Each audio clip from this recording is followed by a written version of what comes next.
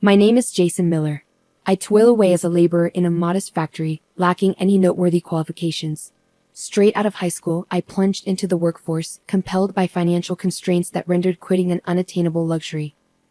Despite the meager earnings, I trudged on, my wallet now holding only a lone $100 bill, scarcely sufficient for mid-month expenses. With around $500 resting in the bank, I reckoned I'd scrape by somehow. In the midst of my musings, a forlorn figure caught my attention. A disheveled girl clad in a high school uniform not familiar to our locale stood before me. Despite the chill in the air, she wore no coat, her knees marred by scrapes, and her attire in disarray. What's troubling her? My curiosity piqued. I halted my stride to observe her plight. Shouldn't she be heading home? Seated there at this hour, perhaps she's taken ill. Her attempts to warm her freezing fingers by rubbing them together did not escape my notice. Leaving her be risks her getting caught up in trouble. What's the best course here? Resolving to act, I ducked into a nearby cafe, procured some steaming beverages and donuts, and approached her. As I drew near, the girl tensed, a hint of fear flickering across her features. Good evening. No need to fear. I won't harm you. I noticed you seemed cold, and I thought it offers some warmth. Would you like this? I extended a freshly purchased cup of hot lemon tea.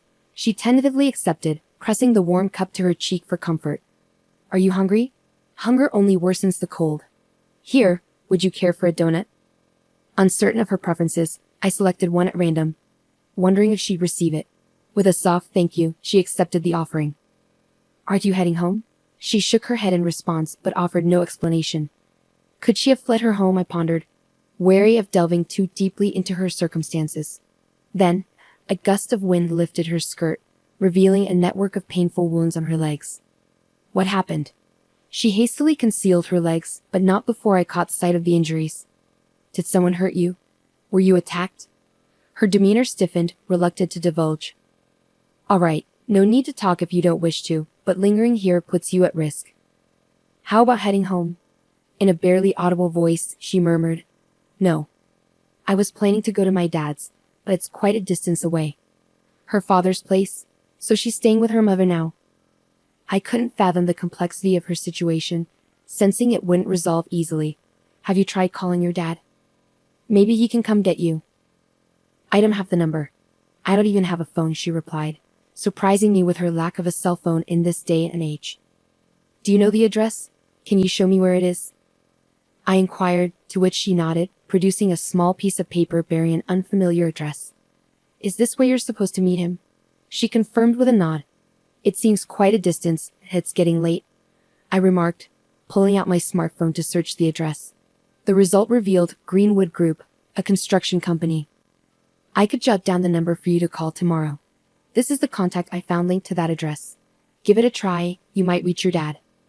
It seems he works for a construction company, I suggested optimistically. She brightened at the prospect. Okay, you should stay at a nearby hotel tonight. I'll arrange it for you. Can you manage on your own? She hesitated, admitting her lack of funds. Despite my own financial constraints, I still had a $100 bill tucked away. Perhaps it'll suffice for a night, I mused, reassuring her. Don't worry, I can cover it. A warm bath and a good night's rest will help. You can call your dad in the morning. But I can't repay you, she worriedly protested. Forget about it. Just focus on reuniting with your dad. I reassured her, leading the way to a nearby hotel where breakfast was included for $100. After arranging everything with the hotel staff, including permission for her to make a morning call, I bid her farewell. It felt gratifying to assist her despite my now empty wallet. A few days later, as I returned home, a factory manager summoned me. Smith, you wanted to see me. The summons from the manager marked a first for me in my tenure at the factory. With a nervous air, I stepped into his office. Clad in an expensive suit, a stark contrast to the modest setting of our workplace, he greeted me. It's Jason, right?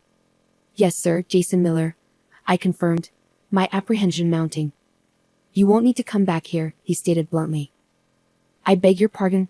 What's the reason? I stammered, bewildered by the sudden dismissal. It means you're being terminated, he declared, his tone leaving no room for negotiation. I struggled to comprehend. Could you please explain? Have I committed an offense warranting termination? I can't recall any wrongdoing. We can't tolerate troublemakers like you in our establishment, he asserted. What exactly makes me a troublemaker? And are you connected with the mafia? I blurted out, my mind racing with confusion. What? Absolutely not. That's absurd, he denied vehemently. I offered you a job straight out of high school, and now you're implicated with the mafia. That's preposterous. I've never had any dealings with the mafia, nor have they approached me, I protested vehemently. Your protests don't change the fact that the mafia is inquiring about you. As a company, we can't afford such associations, he countered. I was never the company's first choice anyway. The previous owner used to say things like, as long as someone's motivated, even a high school graduate will do, he disclosed. That's news to me. His decision has put me in quite a predicament. Please, I assure you, I have no ties to the mafia, I pleaded desperately. I couldn't care less about your predicament. It's none of my concern, he retorted callously. Why not seek help from the mafia then? They might assist you, he suggested coldly. I swear I have no connections with them. There must be some misunderstanding. Please reconsider, I implored, grasping at any hope of retaining my job. The decision stands. We can't afford social liabilities in our small factory, and don't fabricate such tales next time you seek employment, he admonished sternly. I'm not fabricating anything. I've never associated with such individuals, I protested earnestly. Then were you running with a rough crowd in high school? Is that the kind of company you keep? He interrogated. That's impossible. Please, Mr. Smith, believe me, I pleaded, desperation creeping into my voice. Enough. Just leave. You'll be compensated for today, he dismissed me coldly, never darken our doors again. No. There must be some misunderstanding, I persisted, but my words fell on deaf ears. He regarded me with disdain, pointing toward the exit.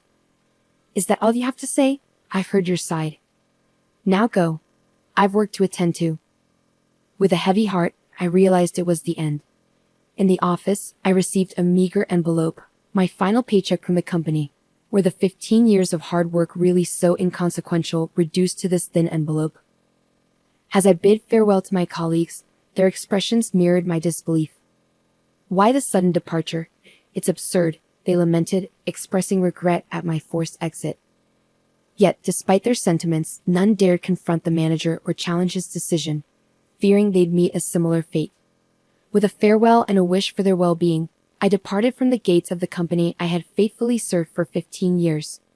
What am I to do now? Fired so abruptly, all I possess is this meager envelope. I must find another job swiftly before it dwindles away, I mused, my gaze fixed upon the ground. Suddenly, a black tire halted before me, prompting me to look up. It was a sleek luxury car obstructing the way. Naturally, I thought, must be some high-ranking individual here for the factory. They ought to hasten their entrance. The driver, clad in gloves, emerged from the vehicle and courteously opened the rear door. Stepping out was a man in an exquisite suit accompanied by a girl. He inquired of her, "Is this the gentleman?" Her nod confirmed it. Recognizing her from our earlier encounter, I exclaimed, "Ah, you're the girl from before. So you've reunited with your father? That's wonderful. I'm truly glad for you." Forgetting my recent misfortunes, I addressed her warmly. She beamed and embraced me. "Thanks to you, my daughter is safely in my arms. I owe you my gratitude." "You're her father?" Excellent news. I was concerned for her but had no means to contact you thereafter. By the way, you're leaving the premises quite early. Any pressing engagements? I inquired, attempting a forced laugh. It wouldn't do to divulge my recent dismissal to someone I'd just met, especially someone likely of high rank, evident from the lavish car and attire. It felt improper to engage with such a figure. If you're not pressed for time, I'd like to express my appreciation. It's nearly lunchtime. Would you care to join me? He offered graciously. Oh no. That's too generous. I couldn't possibly accept gratitude for simply doing what was right, I demurred. Come now. Don't be so modest. Should you have other commitments, I won't insist. But if you're available, please allow me to treat you. A mere thank you hardly suffices for saving my daughter, he insisted earnestly, a sense of sincerity in his words. Initially, I hesitated, feeling that as a recently dismissed individual, I had no pressing engagements. Besides, job hunting in my current downtrodden state seemed futile. However, considering my circumstances, I relented, saying, "If you insist, then I'll accept your generous offer," and agreed to accompany them. Stepping into the car, I was whisked away to a posh restaurant. "Excuse me, I'm not exactly dressed for this," I remarked, gesturing to my work attire, hardly suitable for such an upscale establishment. Expecting a modest diner at best, I was taken aback by the opulence. Yet the man chuckled heartily, dismissing my concerns with, "Don't worry about it. Clothes don't dine." With his encouragement, I followed him, noting the lack of fuss from the hostess, who greeted me with a smile, indicating he was a regular. The ambience of the private room exuded luxury, albeit making me feel somewhat out of place. Despite my discomfort, as the conversation flowed and drinks were poured, I found myself gradually relaxing. The genuine smiles exchanged between father and daughter, coupled with the sumptuous fare, began to thaw my apprehension. It felt surreal, being amidst such extravagance as a high school graduate. Yet, with each sip and bite, I couldn't help but savor the moment, sensing it might be my first and last taste of such indulgence. Eventually, the man disclosed his identity. "I should have introduced myself earlier, but that's unlike me," he admitted, offering me a business card bearing the name B of Greenwood family. "Oh my," I thought, my mind jumping to conclusions. "I apologize," he interjected swiftly. "No need for apologies." "You're right," I replied, realizing my faux pas. "But you see, even a mafia member is a parent. Thanks to you, I'm reunited with my daughter." "I'm truly grateful," he confessed earnestly. "Oh, it was my pleasure," I replied sincerely, touched by his gratitude. "May I ask something?" "I've been curious about why she was there that day," I inquired. "That's because, you see, her mother and I divorced years ago. Shortly after she remarried, her new husband appeared to be the vice president of a small factory. However, after her passing, his new wife took over the household. Coincidentally, around the same time, the factory's president, who had always been kind to my daughter, also passed away. The vice president then ascended to the presidency. Since then, my daughter has been treated as an inconvenience. Could that be why her legs were injured?" I wondered aloud. "Yes, precisely. She was injured in places not easily visible, especially on her back. It was dreadful. I can't even begin to imagine the pain she endured. Before her mother's passing, she received an amulet, and was instructed that if she ever needed help, she should open it. That was the note left for her. Unfortunately, not jotting down a phone number was an oversight. She was desperately trying to locate me. However, despite her efforts, the distance was too great for a high school student to traverse alone. By the time you found her, her wallet was empty. If it hadn't been for your intervention, she might have succumbed to the cold." "That was the situation," he explained. I suspected there must have been extenuating circumstances. As for her mother's new husband, I can't forgive him for subjecting her to such hardship. "I swore to seek retribution," he declared. "Oh, it doesn't sound quite fitting for someone associated with the mafia to express such sentiments, does it?" I remarked. "I understand your sentiment. Thank you," he responded. "What about you? Leaving work at such an hour, something must have happened, right?" he inquired. "It may sound peculiar to share this with someone I've just met, particularly someone of your stature, but I was actually terminated from my job just now," I confessed. "Fired? Why?" he inquired, visibly taken aback. "Apparently, I was unjustly accused of having ties to unsavory elements. I have no clue how that came about. This morning, out of nowhere, I was accused and promptly dismissed," I explained.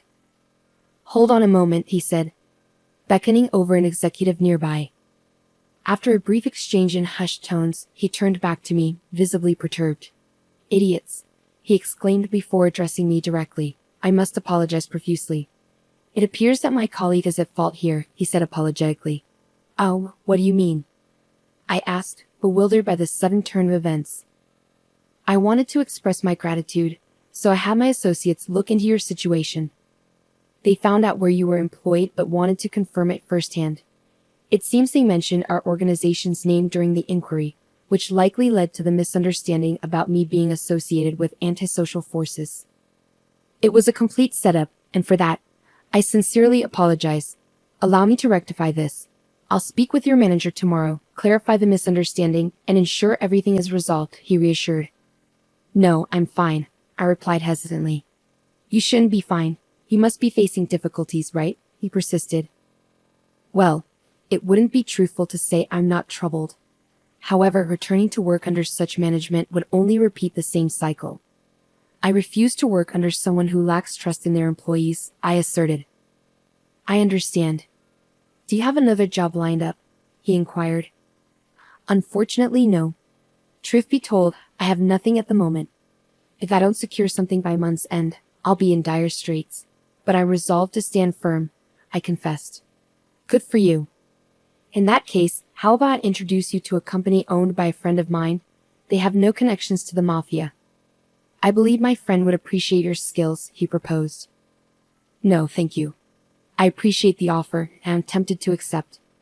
However, should I truly consider it? Even if they claim no affiliation with the mafia, can I trust that completely? I pondered aloud. I see.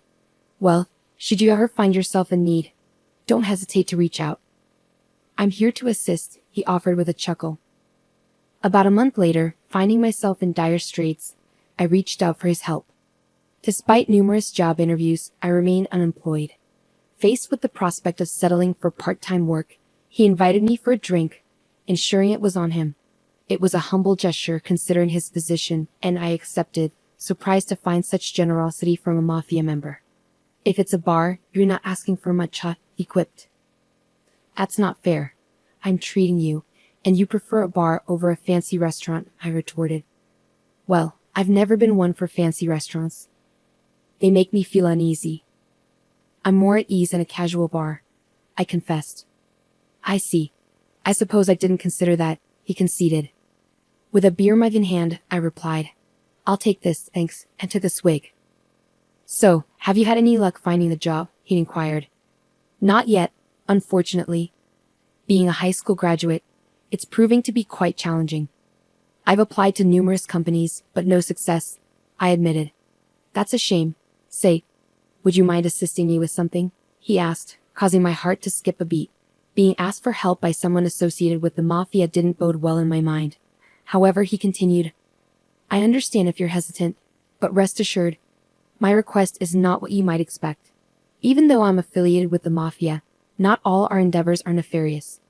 I merely seek justice for my daughter, he divulged. Justice, yes. Over the past month, I've been investigating the individual responsible for my daughter's suffering. It transpired to be the manager of the company you were employed at. He operates as the factory's manager.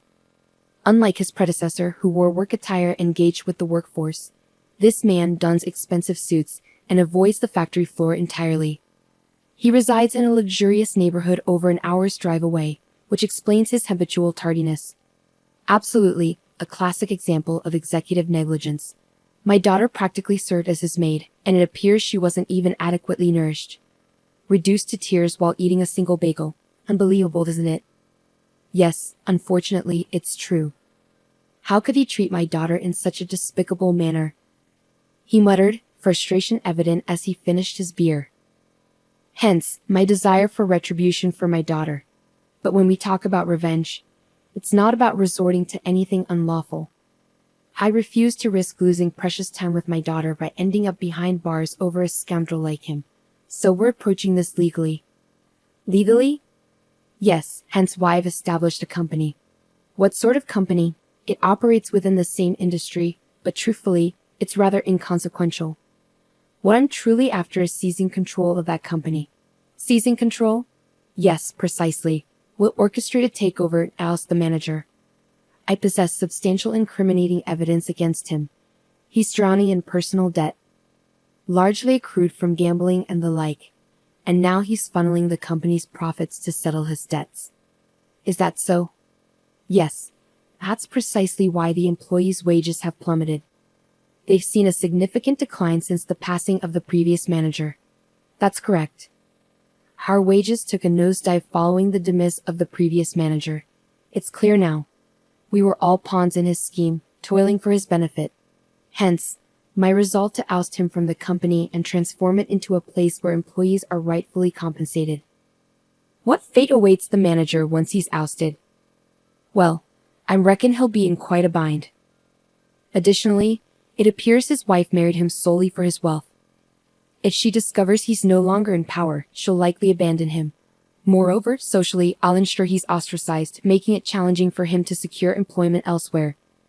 You could do that? Well, I am the boss of Greenwood after all. Manipulating such situations comes naturally to me. I understand. I sought your assistance because you too fell victim to his actions. I presumed you might seek retribution as well. Indeed, once the employees learn the truth, they'll likely share our sentiments. Most likely. If things proceed as intended, I aim to expand the factory further, and I envision you as a manager. Me, a manager? That seems far-fetched. Nonsense. In the past, high school graduates ascending to managerial roles wasn't uncommon.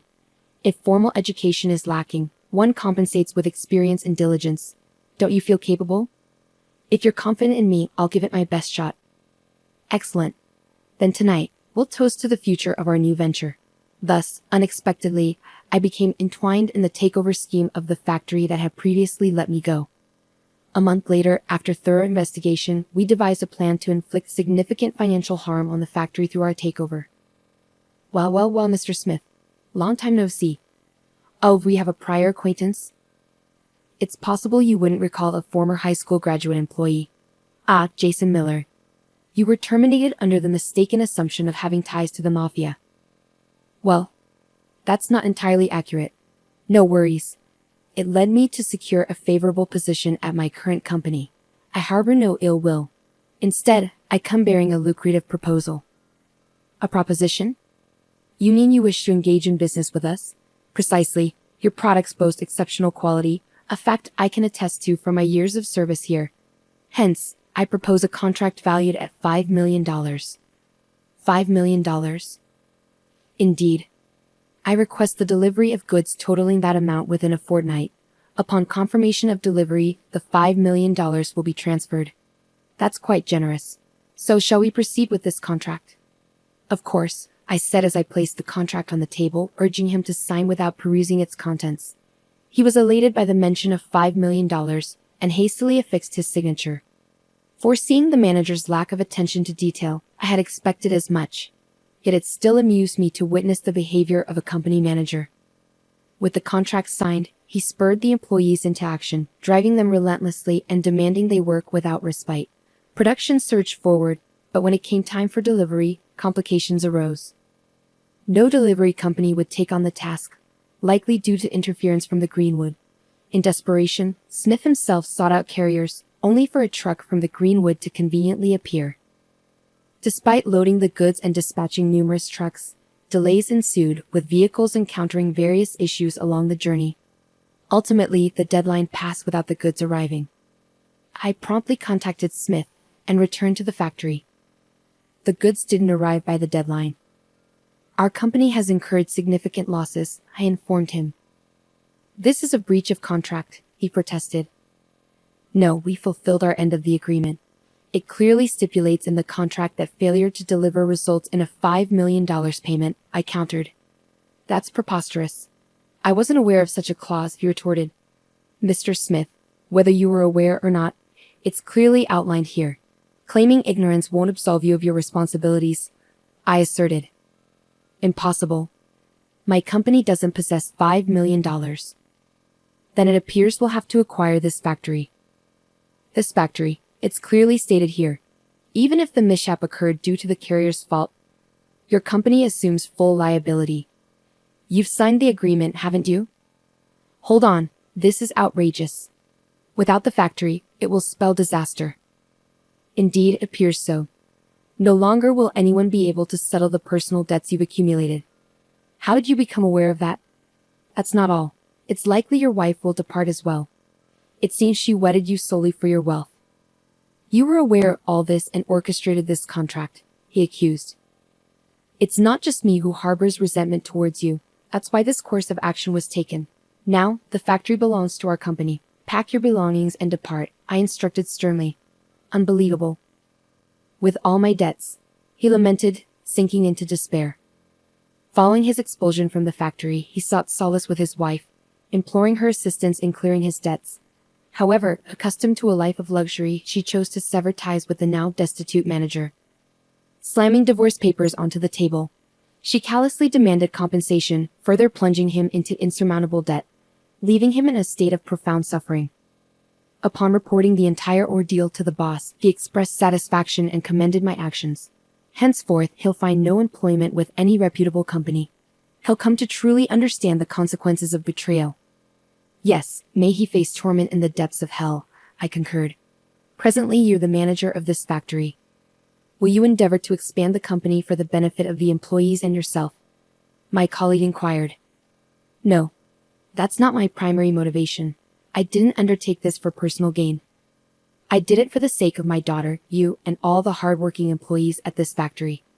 It's imperative that we prioritize the happiness of our employees, I clarified. Understood, sir. We'll ensure the employees' well-being, they affirmed. With that resolved, I resumed my role as the factory's manager, greeted warmly by my former colleagues. Thank you all for remaining steadfast. Together, let's strive to enhance the factory and ensure every employee receives fair compensation. This factory belongs to all of us, I proclaimed during my inaugural address.